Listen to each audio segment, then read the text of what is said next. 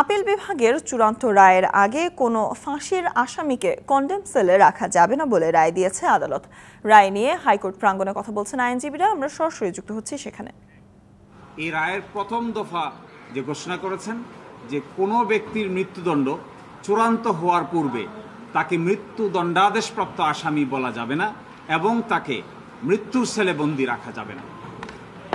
মৃত্যুদণ্ডাদেশ চূড়ান্ত হবে যত বিচার বিভাগীয় পদক্ষেপ আছে, হাইকোর্ট বিভাগ, আপিল বিভাগ এবং প্রশাসনিক পদক্ষেপ আছে, মহামান্য রাষ্ট্রপতির কাছে ক্ষমা প্রার্থনা, এই সব কিছু নিষ্পত্তির পরেই একজন ব্যক্তির মৃত্যুদণ্ডাদেশ চূড়ান্ত হবে এবং শুধুমাত্র তখনই একজন মানুষকে মৃত্যুর সেলে সলিটারি কনফাইনমেন্টে নির্জন কক্ষে বন্দী রাখা যাবে, তার আগে তাকে নির্জন কক্ষে রাখা যাবে না।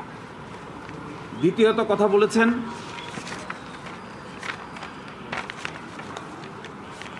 বিশেষ বিবেচনায় কোনো বন্দী যদি কোনো বিশেষ অসুবিধা থাকে, এটি হতে পারে ফিজিক্যাল কোনো অসুবিধা, মানে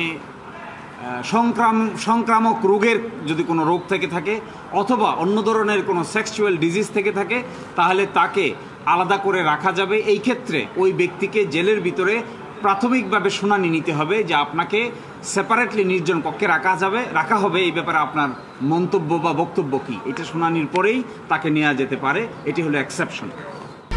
1, 2, 3 ঢাকায় জমি জিতে নিন 100% ক্যাশব্যাক সহ 20 কোটি টাকার পুরস্কার।